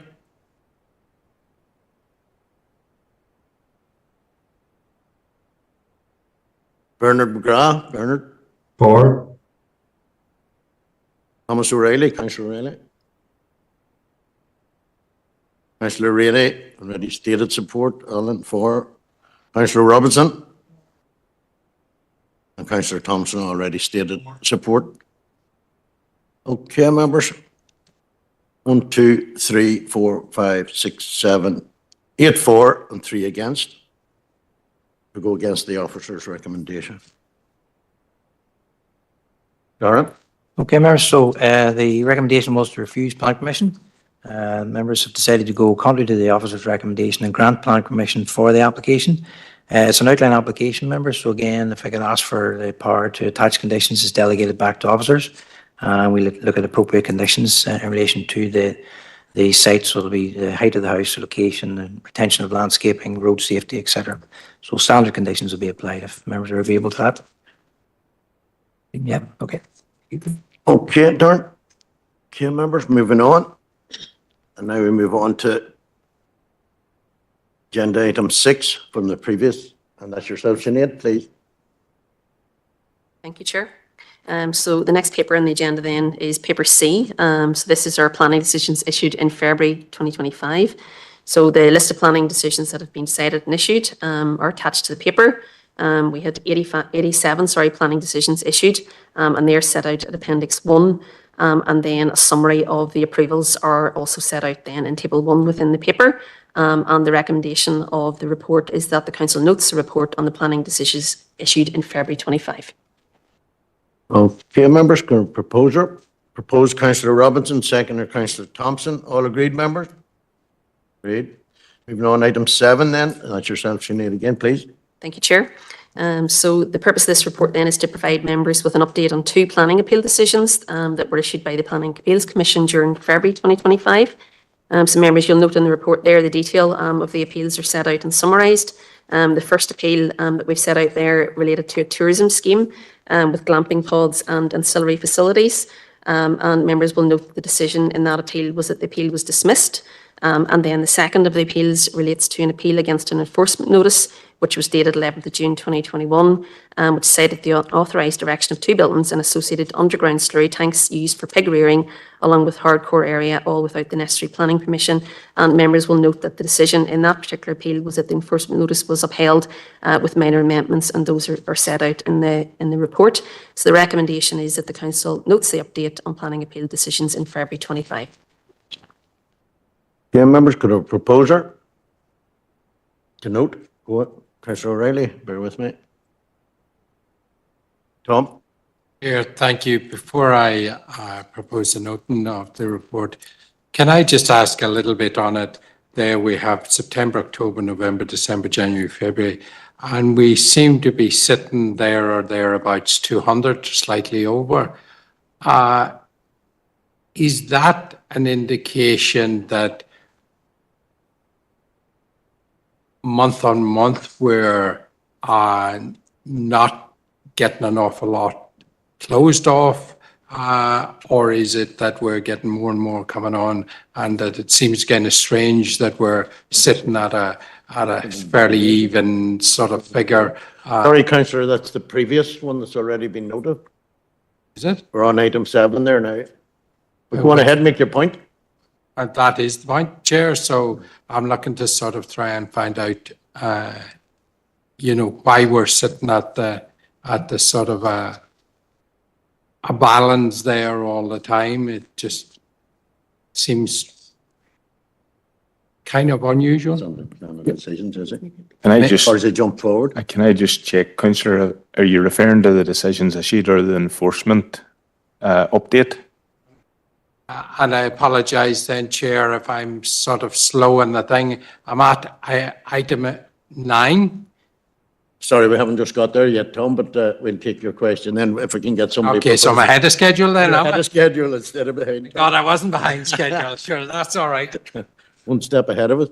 So could I have a proposer and seconder to note the item 8? Proposed Councillor Irvine. Seconder, please, members. Go ahead, Tom, you're live there. Yeah, I thought you had moved on, Chair. So So, thank you, Tom. so that's where I'm standing, just to try and get some clarification, Chair, on why we're sitting 200. Now that's gone back from September till now, so maybe that's just an unusual sort of blip in an overall system. But if it sort of looks like we're not making much progress one way or the other, we're sitting there all the time. So I'm just wondering, are we likely to see enforcement cases sit at 200 all the time? Appreciate that's crystal ball, I know, but is there an issue there? Is there something that... And it's yourself you need dealing with item 9, yeah? Paul, right, go ahead, Paul. Yeah, thank you, Chair, and thank you for the question, Councillor Riley. I think in terms of the report, so we'll always have new enforcement cases being opened. So there'll be a certain amount opened every month and then a certain amount closed. Now, in terms of enforcement, then sometimes cases can be closed and that's the case closed and it comes off the numbers. Sometimes we'll issue a notice and then it passes to legal. So whilst it's maybe not an active file that we're working on, it's passed over to the legal department. But I think broadly speaking, in and around 180, 170 is probably where we would always be at. I don't think we would necessarily get down below that. Certainly not my experience have I seen numbers below that. So there'll always be new cases coming in every month, which sort of keeps the idea up. Now, in terms of local improvement programme, there's a paper on, and we've obviously preparing the new enforcement strategy.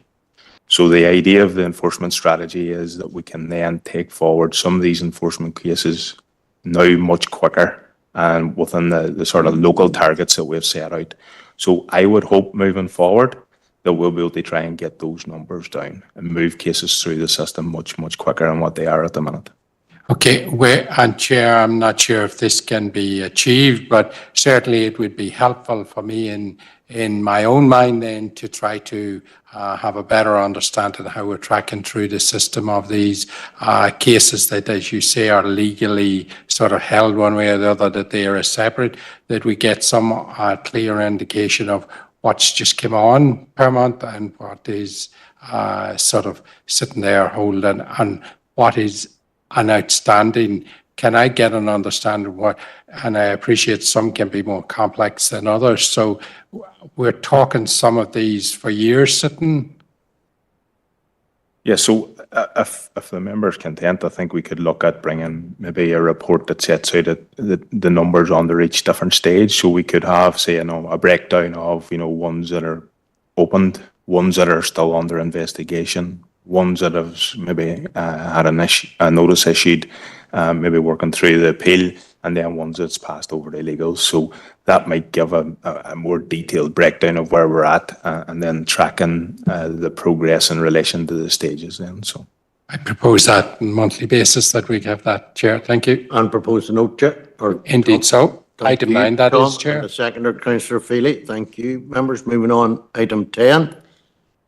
Chair, if you don't mind, I'm just going to go back to paper E, which is the one on our pan, if you don't mind, because let's get past it if that's okay. Thanks, Tom.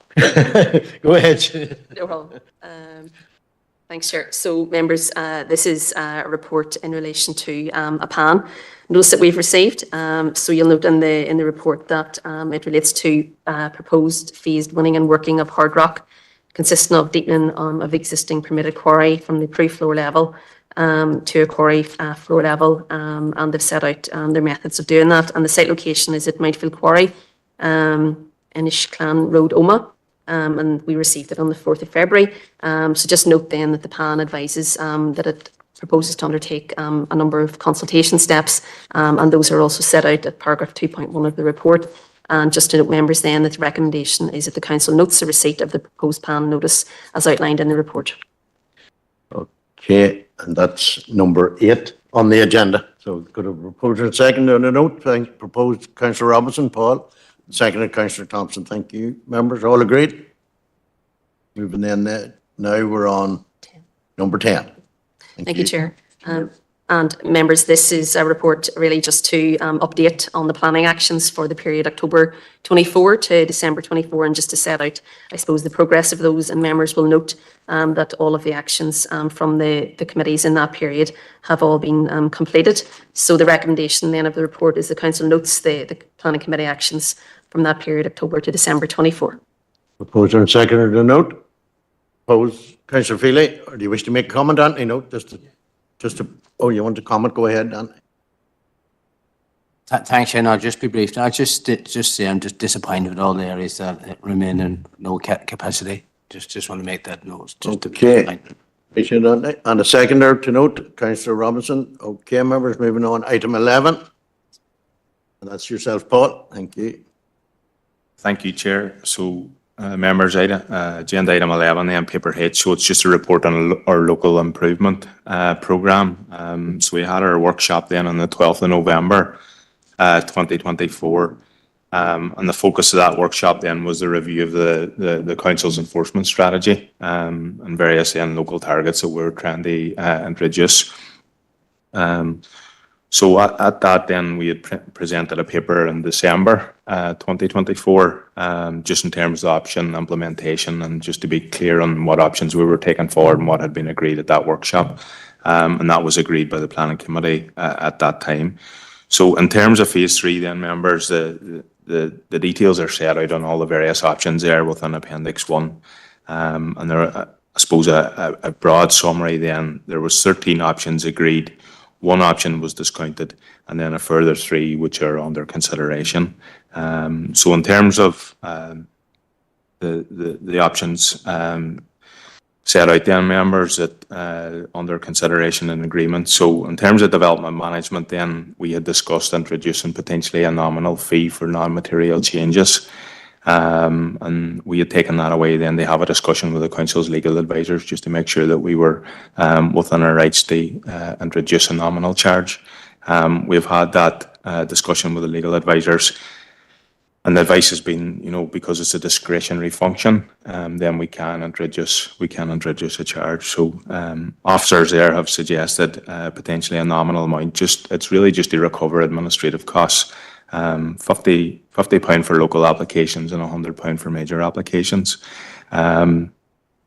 We had suggested a time period of the 1st of April for taking this forward, members, but just because of the reconvened meeting, I think we should give some consideration to at least having an agents workshop on that before that's introduced. So we may push that back. The other issue then, members, is just in terms of regional improvement work.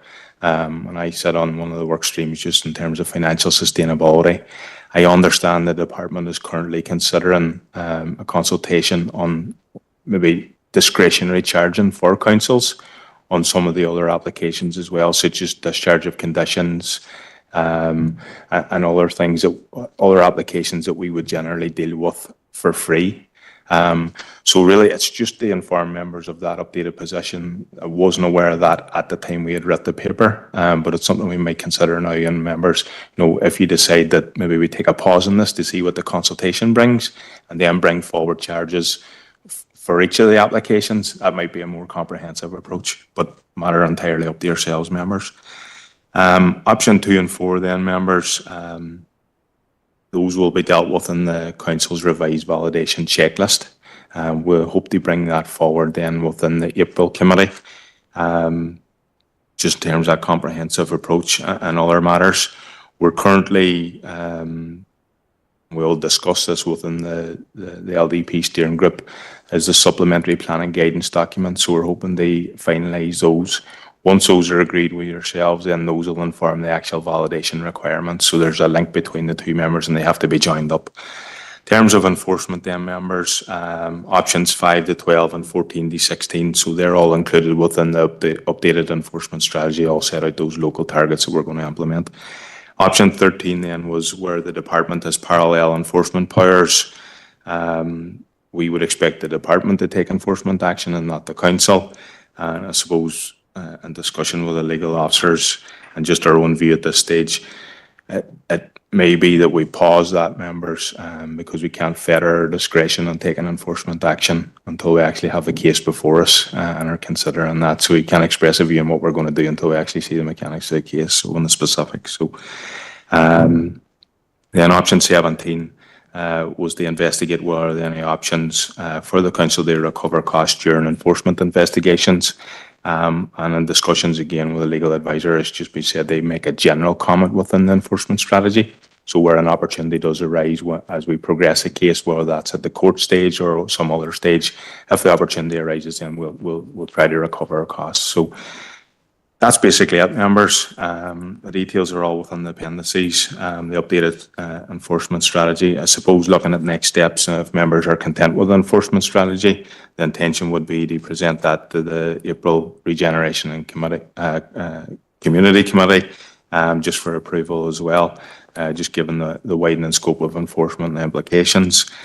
And then we had suggested an implementation date of that for the 12th of May, members. That would just give that some time to be approved in April, ratified by full council, and us to have a workshop with our agents as well, just debrief them on the changes that's coming forward.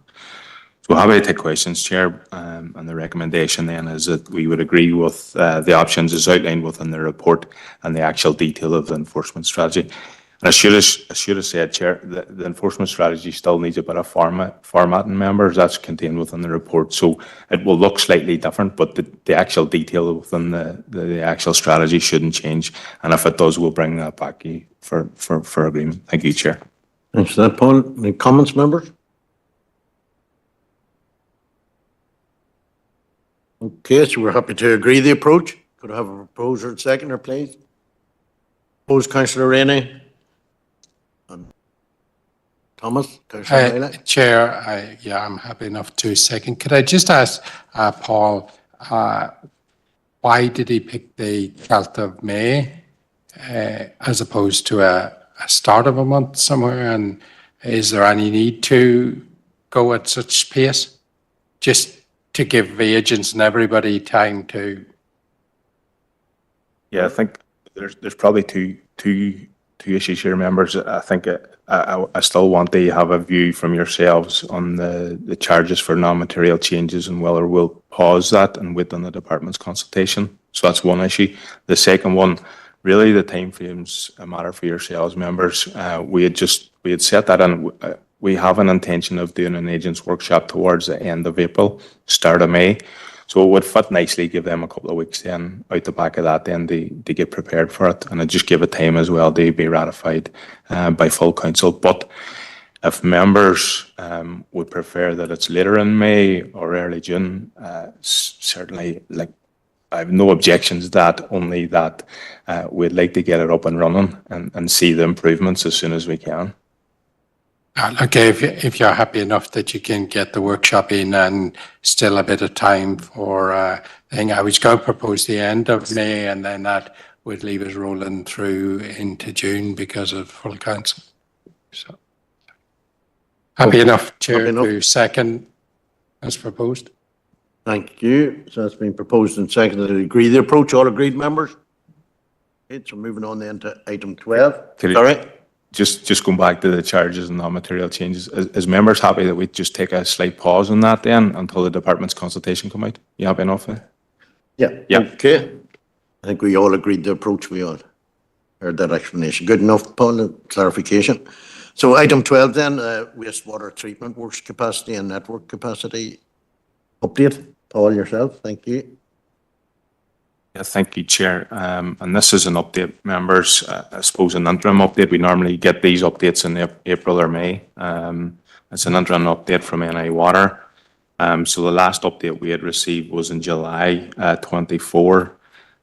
This latest update then has really made no changes to the status of any of the settlements. So NI Water, they've confirmed this as well within the email that there's been no changes in the status of any of the settlements since that July update. And members will see then the details set out within Appendix 1. Really, the update, I think, was to reflect changes to funding in their investment programme within PC 21, driven by significant reductions in their funding as set by the utility regulator. So, but thankfully there was no significant changes in terms of our own district. But members, you'll be familiar with these type of reports at this stage. You know, the traffic light system that's used, the green, amber and red. And red then sort of identifies those elements in where there's issues with capacity or no capacity. Amber's limited capacity, and then green is that there is capacity. So not going to go into the details of the report, members, but it's just maybe to look at some of the settlements then that does not have capacity. I think in total then there's maybe 15 settlements across our district with no remaining capacity for 3% growth. So that's set out within paragraph 2.6 in the report. Also there, just in the paragraph before, members, you'll note that two of our settlements which have no capacity in terms of Bleak and Garrison. Those are dependent then on Peace Plus programme funding. We actually have 2 planning applications in the system then for new wastewater treatment works, and those are progressing through. I think we've actually received final consultation on one, and hopefully be moving to approve that shortly.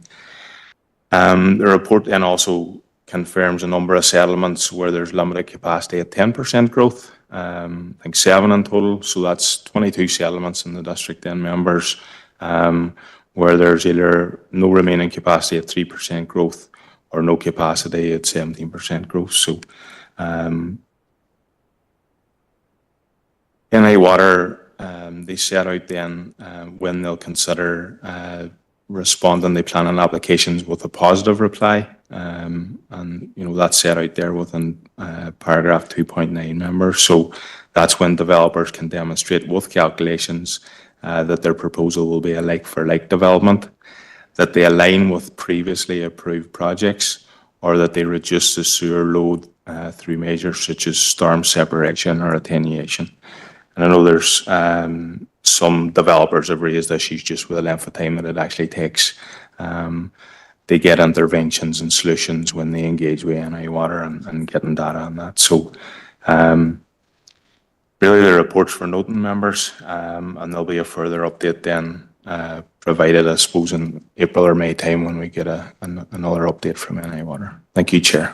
Thanks, Paul. Councillor McLaughlin. John, go ahead. Thank you. Proposed for noting. We did have a meeting with reps for the full council on Monday with the NI Water reps. Whilst it's good news, I believe the money has been secured for Bleak and Garrison, and those are going ahead, and that will also solve the Ravenscraig, which is a problem for the people down there. Their budget doesn't come anywhere close to what they need.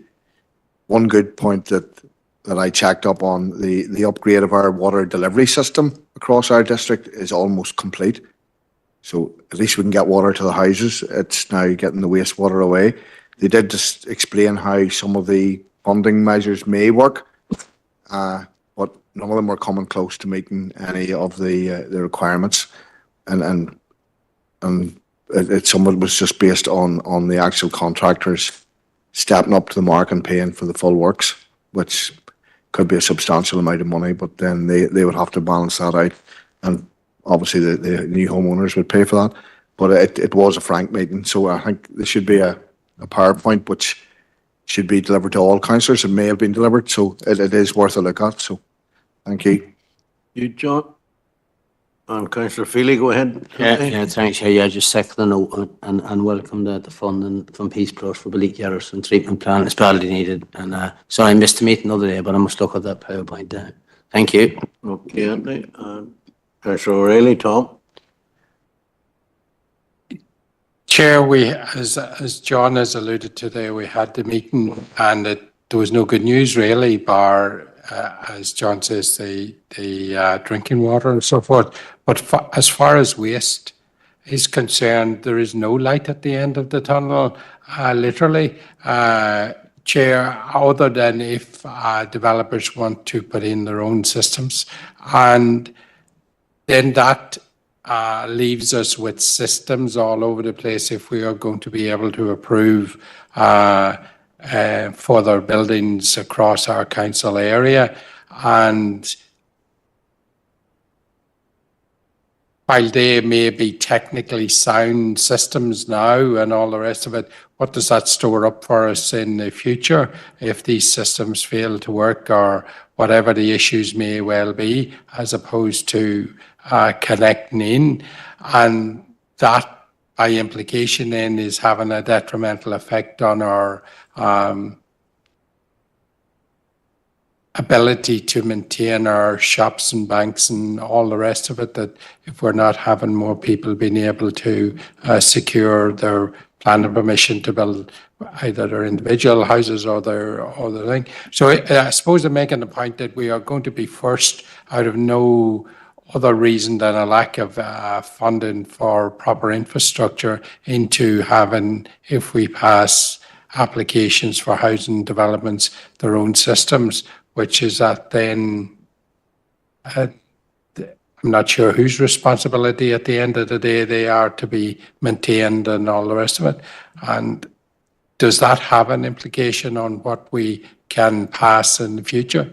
And if the answer is yes, is that a discrimination in rural dwelling then to be able to continue to live in the rural areas?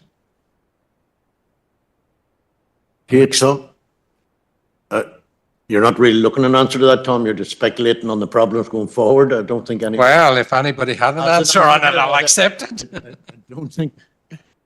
don't think we have, Tom, but certainly worth considering that. Councillor McCann? Yeah, thank you, Chair, and I completely agree with what everyone else has said as well. And I suppose from a planning perspective and as a rural person, you know, it's obviously deeply concerning of the future of the ability for rural people to live in the likes of Drumquin and Ardenney and Loch McCrory and places where they've grew up. You know, I've said these comments before, and I think it's just years and maybe decades of underinvestment by NI Water in infrastructure has took us to this point, and underinvestment of this part of Ireland overall. We see our roads, our health system, everything is struggling. And, you know, for rural people like ourselves, the challenges is that much more greater and highly, highly frustrating, Chairman. And I suppose in terms of our own LDP and our LPP, which we're currently developing, you know, we're trying to do our best to expand our settlements, but this is obviously going to put huge constraints on that as well. So, just make them a few comments, Chairman. Thank you. Yeah, I think we all share the concerns. Councillor Irvine, go ahead, Robert. Tommy, the problem is the infrastructure won't get repaired in the next, I would say, 10, 15 years to actually get the capacity they want, because the amount of investment, they're talking about maybe 5 to 6 billion over a 15 to 20 year period. And that's to actually trying to get the capacity up and give it enough headroom for future development. But sure, that actually means that development is going to overtake again the projection line. We can only condition as an authority approval. The actual connection is basically an agreement between a separate body and the developer. The problem I can see is if capacity doesn't come along at enough stage, stagnation will take place. Developers will make private agreements with Northern Ireland Water to do that. The issue then will be, I think, Tom, as you referred to it, who is responsible for the ongoing maintenance and the possible future connection of any standalone system back into the main system, because that's basically what needs to be done. All systems, particularly within development limits, need to be within a system operated by Northern Ireland Water. And I could foresee if we get too much of this in the stalemate, we will have issues not similar to the unadopted estates, but something along those lines. So we're going to get rid of one problem and we're going to actually create another one down the line. Yeah. So, and we can't answer that at the moment. I think that's a question that needs to be answered by the arm's length body and Stormont. Thank you. Thanks for that comment. It has been proposed and seconded that we note the item. All agreed? Okay, members, that concludes the meeting apart from one AOB with Sinead here, so bear with us. Members, just update that we have put a date in the diary for the LDP steering group meeting, so the one that would have been in the diary for today. So that's in for the 7th of April. And I think we would be proposing that would be a virtual meeting. I think we can do that one virtually. And then just to note that we also had intended, as you know, to have a presentation and engagement with DFI in relation to the transport plan, and they're proposing a date of the 28th of April for that as well. So if that's not already in the diary, you'll probably see that coming through. Okay, thanks for that, Sinead. Okay, members. That concludes the meeting, so Slán Abhaile, are you all safe journey home? Thank you.